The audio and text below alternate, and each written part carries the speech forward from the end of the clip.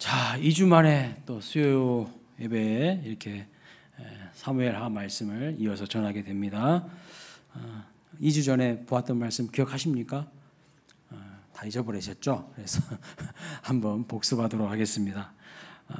다윗의 큰아들이 있었어요. 암논이라는 사람 있었는데 그 큰아들의 문제가 뭡니까, 여러분? 여러분 뒤에 이게 화면 잘 보이세요? 잘 보이는구나. 근데 제가 보는 저기 화면은요 하나도 안 보여요. 그냥 녹색이야 그냥. 왜 그런지 모르겠네요. 좀 잘 체크 좀 하세요. 예배 전에. 다윗의 큰아들 암논의 문제가 뭡니까? 첫째는요, 하나님이 주신 것이 아니라 하나님이 금하신 것을 탐하고 원했어요. 하나님이 금하신 것. 그래서 하나님이 아니다고 딱 경계를 정하신 것을요 넘어가는 거예요. 그것이 암논의 문제였어요.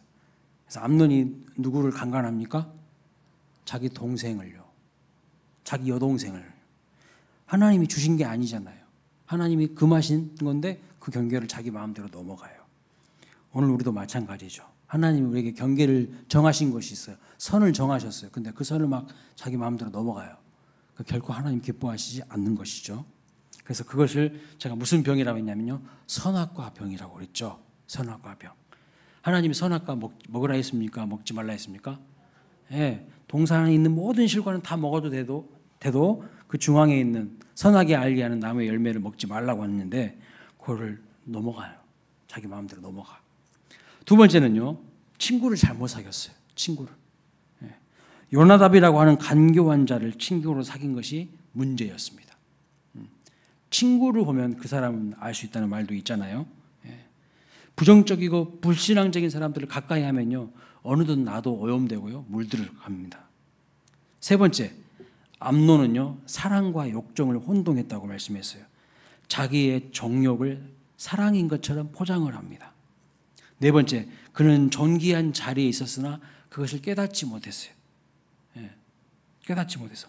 어떤 존귀한 자리였습니까? 왕의 큰 아들. 그러니까 다시 말하면 왕위를 이어받을 서열 1번이에요. 모든 복과 권세를 장자가 물려받거든요. 근데 그런 놀라운 자리에 있었음에도 불구하고 그걸 깨닫지 못하고요 복을 발로 찬 사람이야.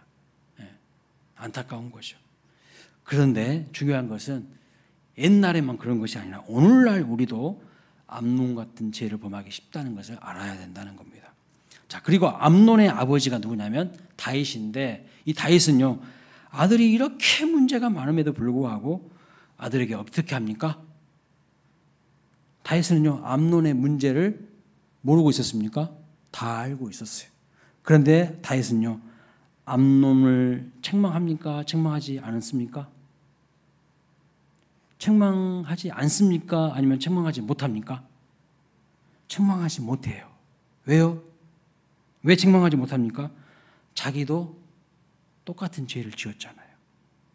자기도 밧세바를 취했잖아요. 다윗도. 그러니까요 권위가 없는 거야. 여러분, 죄와 권위는 상관관계가 있어요. 오늘날도 초심을 잃어버리고 범죄하여 권위를 잃어버린 많은 사람들, 말해봤자 그 사람 말 듣습니까? 안 들어요. 권위를 잃어버렸어요. 자, 오늘은요 이제 다윗의 세 번째 아들 압살롬의 반역에 대한 내용이 나옵니다.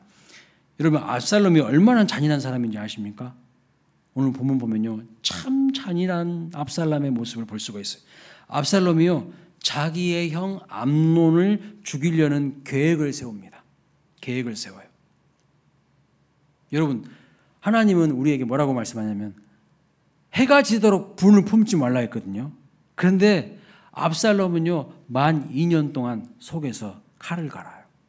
분을 품어요. 형을 죽여버리겠다는 기회를 호시탐탐 노리며 계획을 세웁니다. 하나님은 원수 갚는 것이 하나님께 있다고 했는데, 하나님께 맡기라고 했는데 압살롬은요 그렇지 않아요. 자기의 마음과 손을 더럽히고 자기가 심판하려고 하는 거예요. 자기가. 자, 그럼 여기서 우리는 질문을 해봐야 됩니다. 이런 질문을 해봐야 됩니다. 압살롬이 암논을 죽였는데 그 암논을 죽인 동기가 뭡니까, 여러분? 친동생 다말이 암논에게 강간을 당했기 때문일까요? 그게 제일 중요한 이유일까요? 표면적인 이유는요, 그게 이유예요.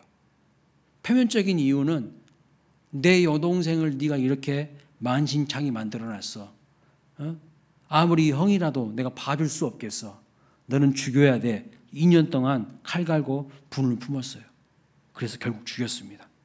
그런데 여러분, 그게 주된 이유가 아니었다는 것을 알 수가 있어요. 자, 화면을 한번 띄워줘 보세요. 이제는 나오네. 네, 감사합니다. 자, 여기 보면은 다윗이 헤브론에서 낳은 아들들 명단이 나옵니다. 첫째 아들 암논, 둘째 길르압, 셋째 압살롬, 넷째 아도니아예요. 다윗은 아들이 많아요. 헤브론에서 낳은 아들이 있고 또 예루살렘에서 낳은 아들이 있어요. 예루살렘에서 낳은 아들 중에 유명한 사람이 누구냐면 솔로몬이요. 솔로몬이 저 뒤에, 서열이 저 뒤에 있어요. 자, 이 말씀을 보면 왕이 계승 서열 1위가 누구냐면요, 암논입니다. 암논. 그런데 둘째 아들 길르압에 대한 이야기는요, 성경에 나오지 않아요. 이유를 잘 모르겠어요. 그냥 학자들이 이렇게 추측합니다. 일찍 죽었을 것이라고 추측을 해요. 그 이유가 잘 나오지 않아요. 그래서 왕이 계승 서열 2위가 누굽니까? 압살롬이에요. 압살롬. 둘째 형님은 없으니까. 그리고 나중에 보면요, 넷째 아들 아도니아도 왕위를 탐하는 것을 볼 수가 있습니다. 여러분, 압살롬이 형 암논을 죽인 것이 과연 순수한 일이었을까요? 정당한 일이었을까요? 물론 동생 다말을 강간한 것은 분명 암논이 잘못한 것입니다. 그래서 가슴이 아프고 화가 날 수가 있어, 분노할 수 있습니다.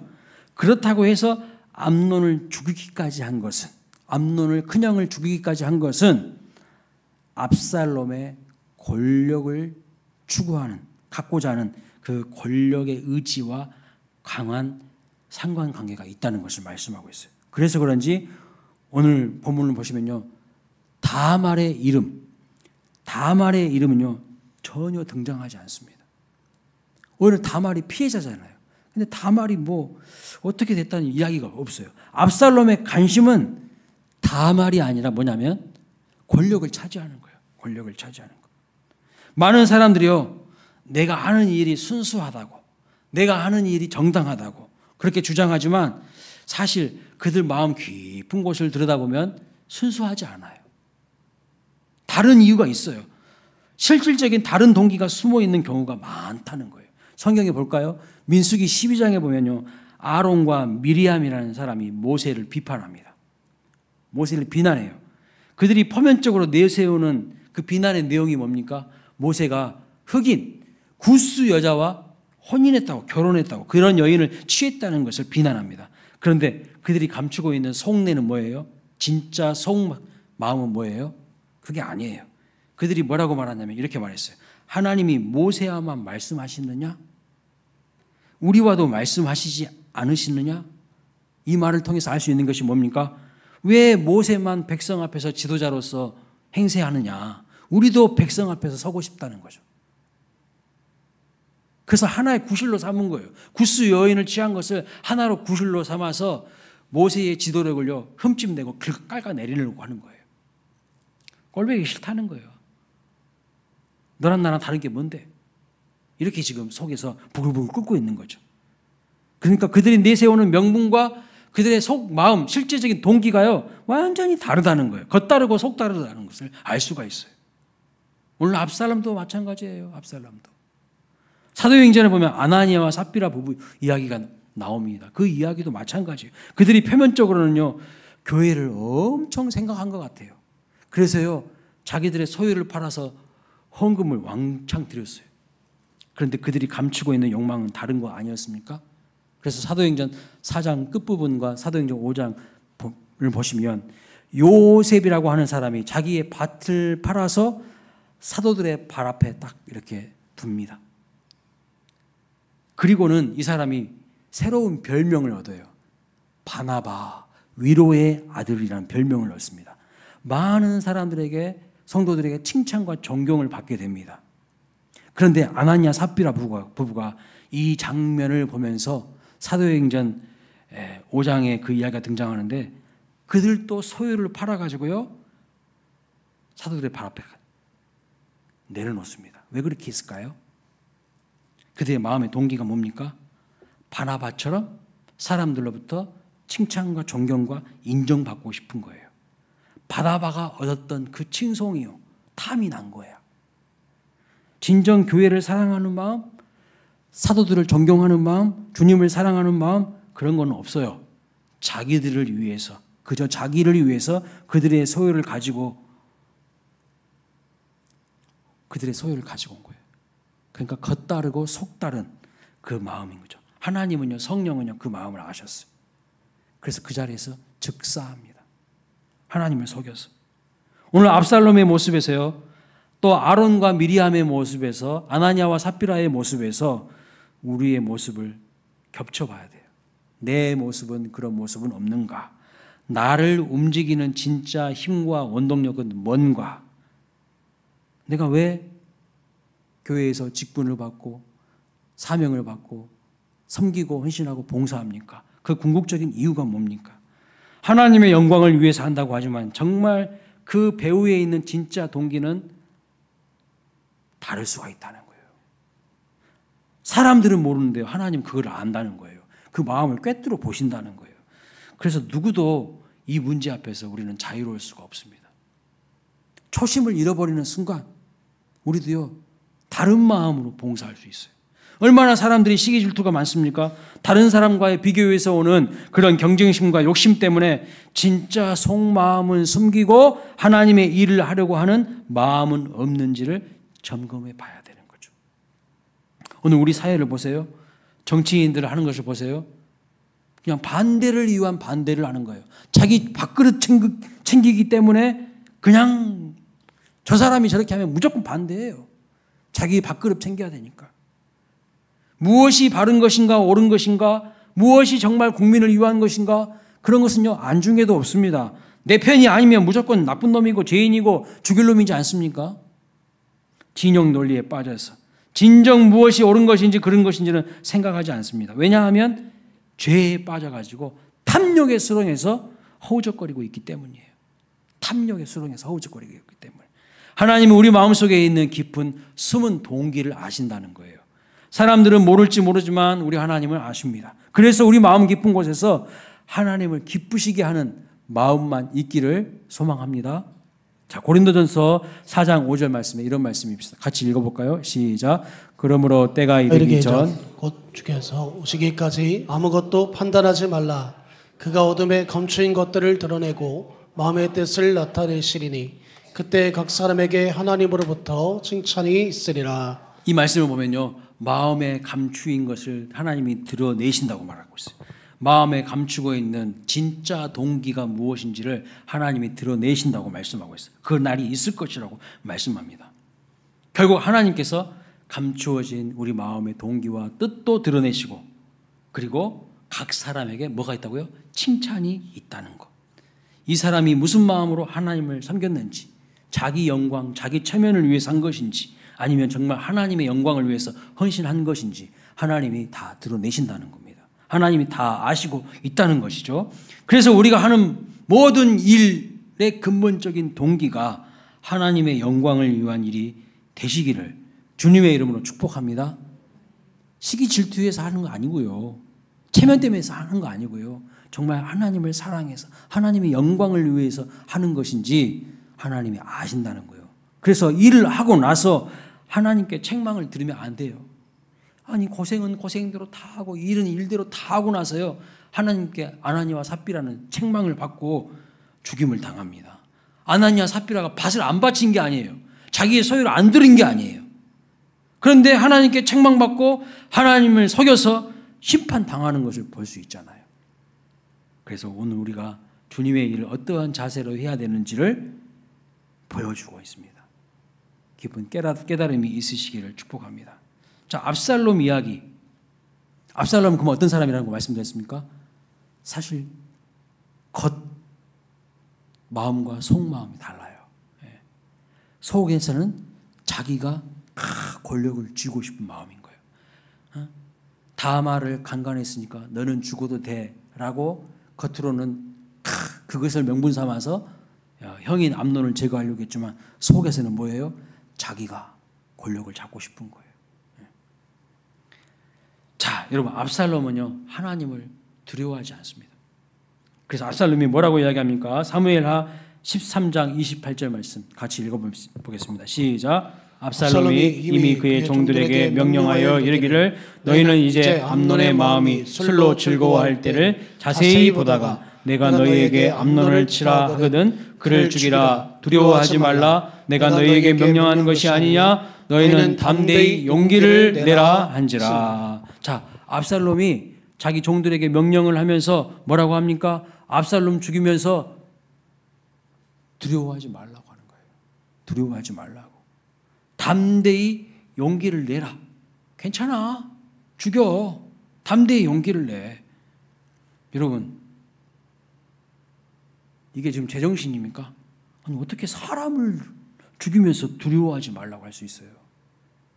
네? 여러분들은 파리 모기도 제대로 못 죽이시잖아요. 그죠? 여러분, 잘 죽이십니까? 여러분들은 바퀴벌레도 잘 못 죽이시잖아요. 그죠?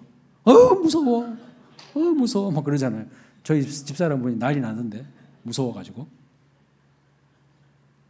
그런 건 다 나한테 시키던데.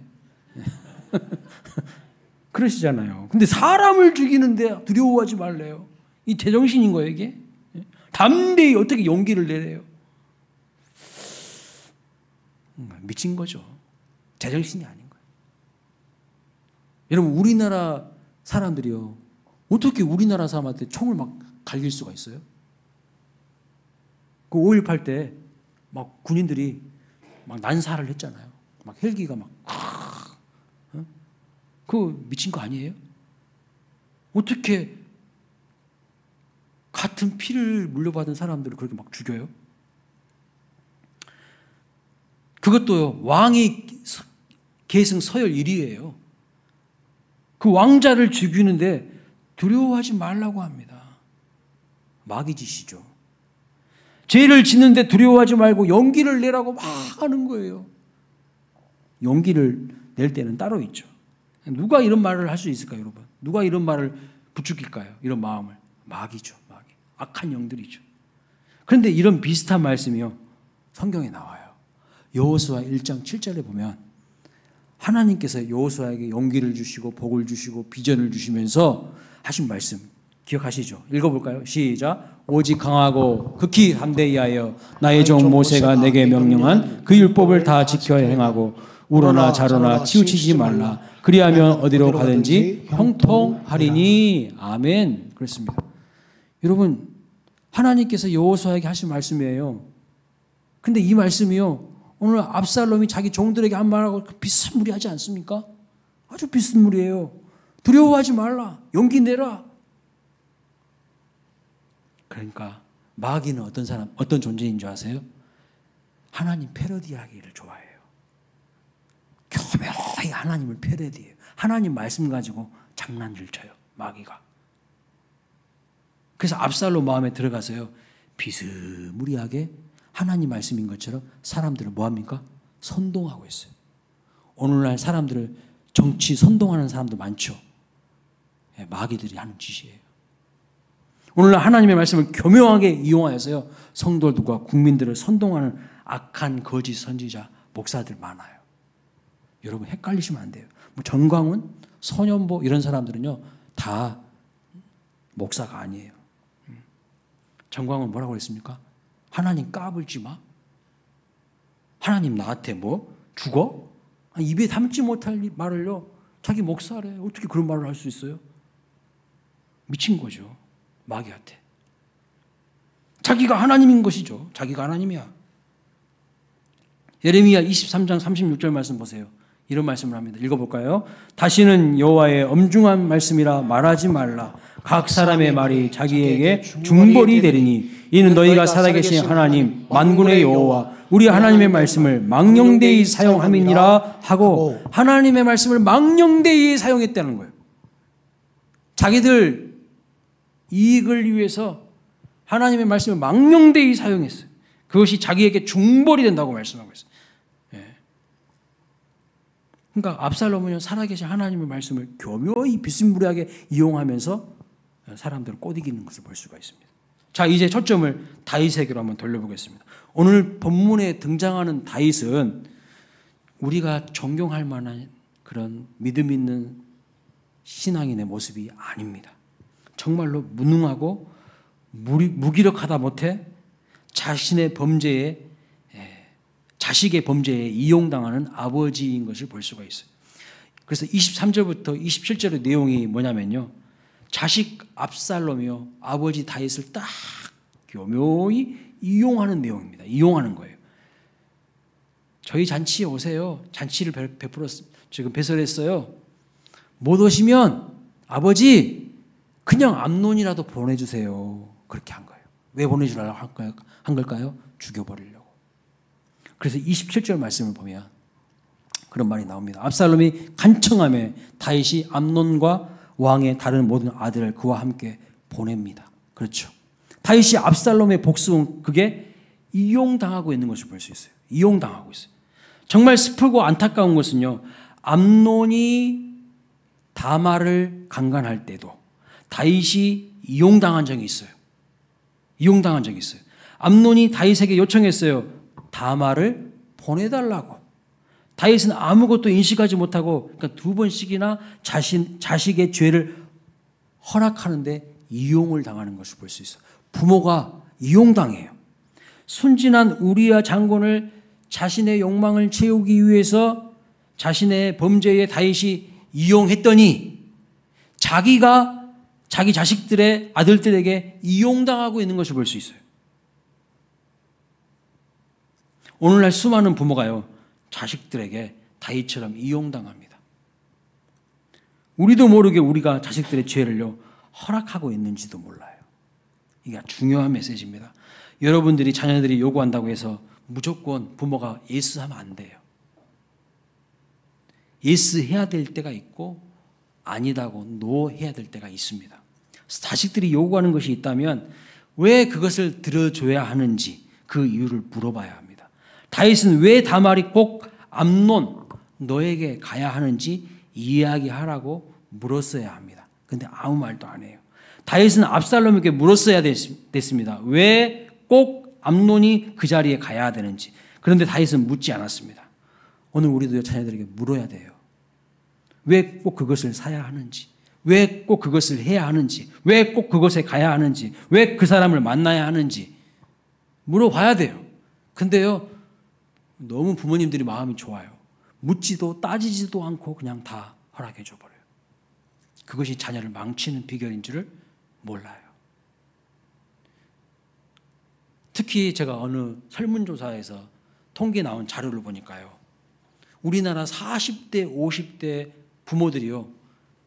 너무 자녀들에게 예수만 한다는 거예요. 왜 40대, 50대 부모들이 자녀들에게 예수만 한 줄 아세요? 본인들 부모님들은 권위적이었어. 가부장적이었어. 그러니까요. 부모님들의 명령에 힘들었어. 청소년 시절, 어린 시절에. 그래서 자기들은 그런 부모로는 안 살고 싶은 거야. 그래서 허락을 해줘. 자녀들에게 그냥 다 방치해. 이게 대부분의 40대, 50대 가정의 모습이라는 거예요. 요즘 이 시대에. 그래서 얘들이요, 막 나가요. 어른도 못 올라봐요.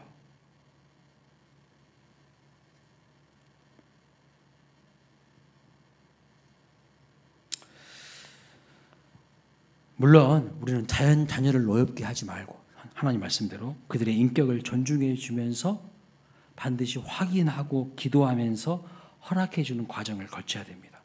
근데 확인도 안 하고 기도도 안 하고 그렇게 그냥 허락만 해 주는 거죠. 그래서 자녀들을 망칩니다. 하나님을 사랑한다고 하는 다윗이요. 자녀들 교육에는 철저하게 무관심했고요. 방관했어요. 오늘 이거 심각한 우리에게 도전입니다. 여기 자녀들도 앉아 계시죠? 잘 들으세요. 부모가 무조건 쉽게 허락해 주는 것이 좋은 거 아니에요. 때로는 부모님이 하나님의 마음으로 함께 고민하고 기도하고 자녀들과 함께 하나님의 뜻을 찾고 확인하는 그 과정을요, 거쳐야 돼요. 같이 가야 되는 거예요. 정말 바른 신앙생활은요, 균형이 중요한 거예요. 하나님을 잘 섬긴대요. 하나님을 사랑한다고 합니다. 그런데요, 사람들과의 관계는 꽝인 사람들 너무 많아요. 사람들과 관계는 꽝이야. 수직적인 관계에서는요, 다윗은 분명히 탁월한 우리가 본받아야 될 믿음의 사람 맞습니다. 성공한 사람이에요. 하나님을 노래하고 하나님을 섬기는 사람입니다. 그래서 수많은 시편을 기록하면서 하나님을 찬양하고 하나님을 높였습니다. 그런데 놀라운 사실은 다윗이 세상 사람들과의 관계에서 어떻게 해야 하는지, 이 세상 사람들에게 해줄 지혜의 말 잠언은요, 단 한 구절도 남기지 않았어요. 아이러니 아닙니까? 자기 자식들에게도 훈계하지 못했으니까 어떻게 잠언을 남길 수 있겠습니까? 다시 말하면요, 다윗은 좋은 신앙이 맞아요. 하나님 사랑하는 사람입니다. 그러나 슬프게도 다윗은 자녀들에게 남겨줄 교훈이 없는 사람이었어요. 균형이 없어요. 수직적인 관계, 하나님과 관계는 좋아요. 근데 수평적인 관계에 있어서 자녀들에게 본이 되지 못하는 거예요. 좋은 신앙인이지만 좋은 아버지는 아니었다는 거예요. 저도 이 말씀을 준비하는데 막 찔리더라고요. 찔러요. 좋은 아버지는 못된 것 같아요. 다시 한번 생각해 봐요.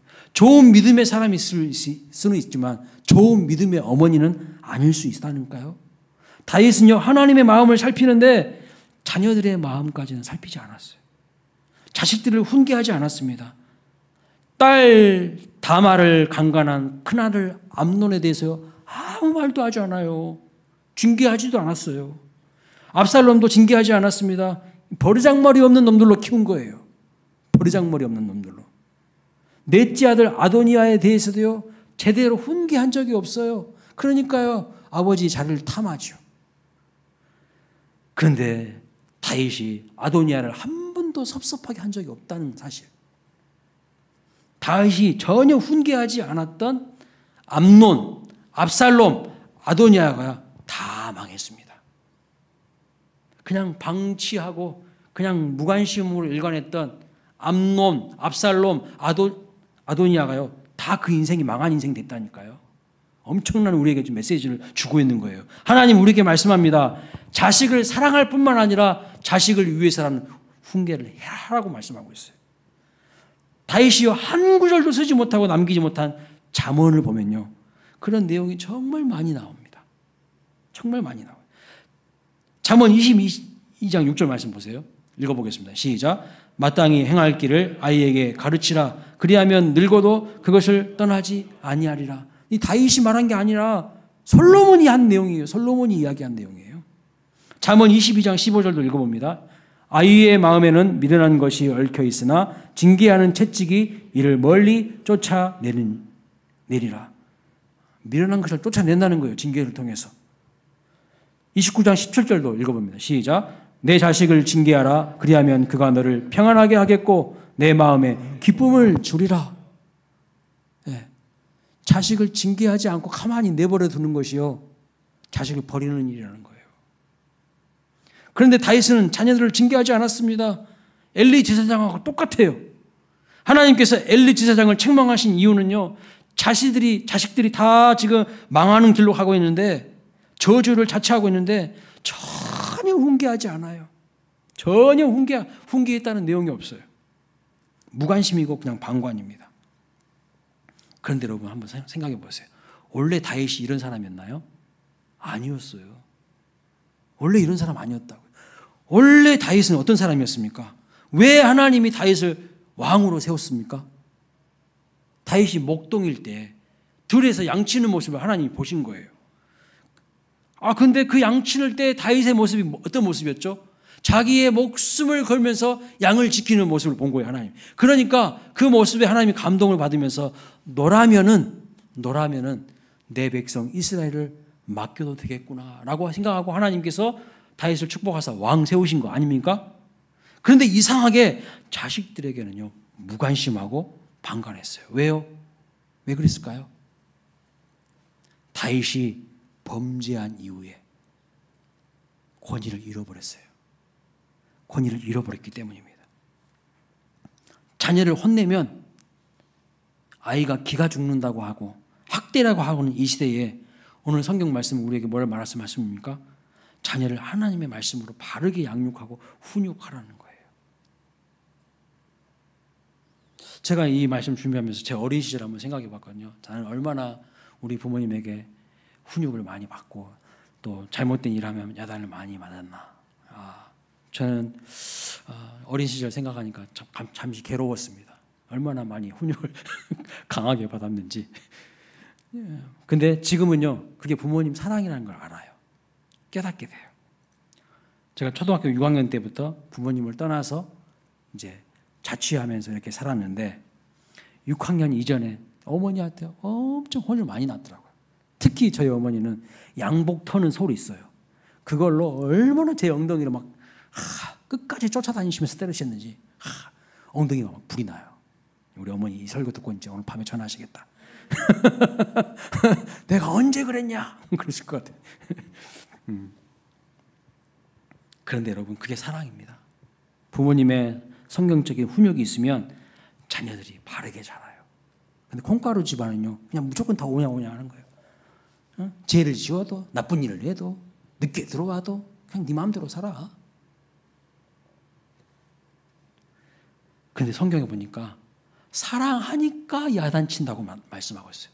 사랑하니까 야단친다는 거예요. 사랑하니까 바르게 가르치는 것이라고 말씀하고 있습니다. 더 나아가서요, 내 새끼니까 야단친다고 말씀하고 있어요. 하나님의 말씀이. 남의 자녀면 뭐 하려고 야단칩니까? 그냥 내버려둬. 네 마음대로 살든지 말든지 나와 뭔 상관이야. 그런데 하나님의 자녀면 하나님이 가만히 안 두신대요. 잘못된 길로 가면 하나님은 반드시 징계하신다는 것을 말씀하고 있어요. 우리를 대하실 때도 마찬가지라고 생각합니다. 그래서 여러분, 내가 믿음으로 살지 않고 삐딱하게 사는데 아무런 징계도 없고 아무런 훈육도 없는 거 절대 그게 좋은 게 아닙니다. 당연히 징계가 있어야 돼요. 내가 하나님의 사람이라면. 잘못된 길로 가면 그 길로 가면 안 된다고 바르게 따끔하게 가르쳐야 되는 거 아니겠습니까? 그래서 히브리서 12장 8절 이렇게 말씀합니다. 읽어볼까요? 시작. 징계는 다 받는 것이거늘 너희에게 없으면 사생자요 친아들이 아니니라. 징계는 다 받는 거예요. 여러분에게 뭐 징계가 별로 없다고, 고난이 별로 없다고 좋아하지 마세요. 그거요, 진짜 하나님의 아들 아닐 수 있다는 거예요. 진짜 하나님의 아들이면 잘못하면 하나님이 징계하시게 돼 있어요. 그리고 우리는 깨달아야 됩니다. 고쳐야 되는 거예요. 그런데 부모님의 훈육이 없으면 아이들이요, 어른들도 제대로 못 알아봅니다. 막 나갑니다. 자, 오늘 설교 듣고 집에 가셔서 오늘 밤부터 아이들 잡지 마세요. 또 괜히 막 오늘 목사님이 얘들 잡으라 했으니까 오늘 그래 오늘 날 잡았다 하면서 아이들 잡지 마시고, 여러분이 먼저 믿음의 본을 보이라는 뜻이에요. 잡는다고 잡혀집니까? 애들이 믿음의 본을 보여야지 잡혀있는 거예요. 내가 그렇게 살지도 않으면서 너는 그렇게 살아라? 당신이나 잘하세요. 속에서 그런 분노심이 올라와요. 아이들에게 반발심을 불러일으킨다는 겁니다. 그러니까 부모님이 먼저 모범을 안 보이는데 자녀들이 어떻게 따라할 수 있겠습니까? 먼저 본을 보이시는 저와 여러분 되시기를 주님의 이름으로 축복합니다. 여기 앉아 계신 분들 이렇게 보니까 다 잘하시는 것 같아요. 여러분들 다 양호하신 분들이야. 꼭 안 앉아 계신, 안 오신 분들이 문제야. 설교를 꼭 들어야 될 분들이 안 듣고 있어. 안 들어도 될 분들은 잘 듣고 있고. 이게 참 빈 부익부영산 여기서 나타나는 거예요. 자, 사실 다윗은요, 자녀들에게 경제적으로는요 정말 부족함이 없이 다 줬어요. 그럼 어떻게 알 수 있습니까? 오늘 본문 29절 말씀 보니까 다윗의 자식들이 압살롬의 종들을 피해서 도망을 하는데요, 뭘 타고 갑니까? 노새를 타고 도망한다고 말씀하고 있어요. 그렇죠? 오늘날로 따지면요, 노새는 뭐냐? 자동차 한 대씩 타고 다녔다는 거예요. 좋은 자동차 한 대씩 타고 다녔다는 거예요. 그러니까 다윗은 자녀들의 왕으로서 자녀들에게 물질적인 필요는 채워줬을지 모르지만 훈계는 없었어요. 성경적인 교육은 없었어요. 그리고 자식들과 인간적인 아버지와 자녀로서의 인간적인 정의와 관계도 없었어요. 안타까운 거예요. 잘 보세요. 암논이요 상사병에 걸렸어요. 근데 아버지랑 상의 한 번도 하지 않습니다. 아버지랑 한 번도 상의하지 않아요. 그리고 누구랑 상의합니까? 간교한 요나답하고 상의해요. 다말이 강간을 당했는데요. 아버지에게 어머니에게 달려가지 않고요. 오빠 압살롬에게 달려갑니다. 압살롬도 동생 이야기 듣고 아버지에게 또 찾아가지 않습니다. 그러니까 다윗과 그의 자식들 사이에는요. 어떠한 친밀감도 없어요. 그냥 낳아줬을 뿐이에요. 그냥. 사랑하는 여러분, 우리는요. 하나님 바르게 섬기면서도 좋은 부모가 되시기를 축원합니다. 다말은 정말 불쌍한 사람이에요. 암논에게도 당하고 사실 압살롬에게도 이용당한 것이 아닙니까? 암논에게는요 성적 놀이개로 이용을 당했고 압살롬에게는 왕이 계승 욕심을 채우는 도구로 이용당한 거 아닙니까? 다윗은 어떻습니까? 다윗은요 자녀들 때문에 계속 울고 슬퍼합니다. 다윗이요 자녀들 때문에 하루도 밤에 편하게 자지를 못해요. 계속 울고 슬퍼해요. 어린 나이에 죽은 자녀 때문에 울었지 않습니까? 밧세바라 관계에서 불륜을 저지르고 태어난 아이가 얼마 살지 못하고 죽었어요. 그것 때문에 가슴 아파서 계속 울었어요. 또 암논 때문에 암논이 다말을 그렇게 했잖아요. 그것 때문에 또 암논 때문에 계속 통곡하며 슬퍼 웁니다. 그리고 반역한 셋째 아들 압살롬 때문에 얼마나 대성통곡하고 다윗이 운지 몰라요. 자식들 때문에 계속 울어. 그리고 반역한 그런데 오늘 본문을 자세히 보면 다른 아들들을 위해서는요 다윗이 다 우는데 얼마나 많이 운지 몰라요. 우는데 희한한 광경이 있어요. 다말을 위해서는요 울었다는 내용이 없어요. 여러분 다말이 정말 억울할 것 같아요. 아무도 자기를 위해서 울어준 사람이 없어요. 자기의 마음을 몰라요. 예레미야 14장 17절에 이런 말씀이 있습니다. 읽어보겠습니다. 시작. 너는 이 말로 그들에게 이르라. 내 눈이 밤낮으로 그치지 아니하고 눈물을 흘리리니 이는 처녀딸 내 백성이 큰 파멸 중한 상처로 말미암아 망함이라. 아멘. 우리 하나님은요. 우리 하나님의 백성들 자녀들의 아픔을 놓고 슬피 우시는 분이십니다. 여러분의 눈물을 아시는 분이에요. 아무도 나를 위해서 울지 않아도 우리 하나님은요 우리의 아픔을 아시고 울어주시는 분이에요. 오늘 이 자리에도 혹 외롭고 쓸쓸하고 인생살이 고통스러운 분이 계십니까? 우리 주님이 여러분의 마음을 아시고 여러분을 위하여서 울어주신다는 것을 아시기 바랍니다. 그 누가 여러분의 마음을 헤아려 주겠습니까? 알아주겠습니까? 아무도 몰라요. 다윗 아버지인데도요. 아버지도 내 마음 몰라. 남자들만 아들들만 중요하게 여기면서 아들들이 뭐 좀 잘못되면 막 우는데 딸이 뭐 잘못되면요 울지도 않아. 무정한 아버지. 근데 우리 하나님 아버지는 우리의 슬픔을 다 헤아리고 우리를 위하여서 울어주시는 분입니다. 오직 우리 주님이 여러분의 마음을 헤아려 주십니다. 그 주님 앞에 마음껏 여러분의 속 사정을 아뢰시고 고백하시고 치유의 은혜 받으시기를 주님의 이름으로 축원합니다. 세상의 아버지는요 온전하지 못해요. 한계가 분명해요. 그러나 우리 하나님 아버지는 내 마음의 깊은 슬픔과 절망과 아픔도 다 위로해 주시는 분이십니다. 오늘 본문에 아주 중요한 말씀이 나오는데요. 23절 말씀 보면 이런 말씀이 나옵니다. 만 2년 후에라는 단어입니다. 아주 중요한 메시지가 이제 이 후부터 시작됩니다. 만 2년은요 어떤 시간입니까? 암논의 다말 강간 사건과 압살롬의 암논 살인 사건 사이에 2년이라는 시간이 있었다는 거예요. 2년이라는 시간이 있었다는 거예요. 그러면 그 2년은요 암논이 다말을 강간한 것으로 인하여 다말이 상처를 받았지만 치유와 회복이 될 수도 있는 시간이에요. 그렇지 않습니까? 충분한 시간이에요. 그런데 관계는 더 나빠지는 것을 볼 수 있습니다. 하나님이 주신 그 2년을요 어떻게 사용했는지에 따라서 회복의 시간이 될 수가 있어요. 큰 은혜를 경험하는 시간이 될 수가 있고 기회가 될 수가 있습니다. 그런데 그 어떤 회복도 치유도 일어나지 않는 것을 볼 수가 있는 것이죠. 오히려 만 2년이 지난 후에 압살롬은 어떻게 합니까? 형 암논을 죽여버려요. 그 만 2년은요 철저하게 자기 형제를 죽이는 살인사건이 준비되는 시간으로 사용된 겁니다. 사랑하는 여러분 하루하루 우리가 어떻게 살아야 될까요? 하루가 얼마나 중요한지를 알아야 됩니다. 예, 하루가 얼마나 중요한지를 알아야 돼요. 암논이요 2년 날짜로 계산하면 며칠입니까? 730일 동안 단 하루라도 이 다말에게 가서 무릎을 꿇고 용서를 빌었다면 이 다음 이야기는 완전히 달라졌을 거예요. 그렇지 않겠습니까? 암논은 730일 동안 단 하루도 회개하지 않았어요. 압살롬은요 730일 동안 분노를 계속 마음속으로 품고 있었어요. 저것이 형이야? 저걸 제거해버려야지. 저걸 죽여버려야지. 계속 속에서 끓고 있었어요. 기회만 노리고 있는 거야. 2년 동안. 하나님은요 해가 지도록 품을 품지 말라고 하셨는데 그렇게 한 거예요.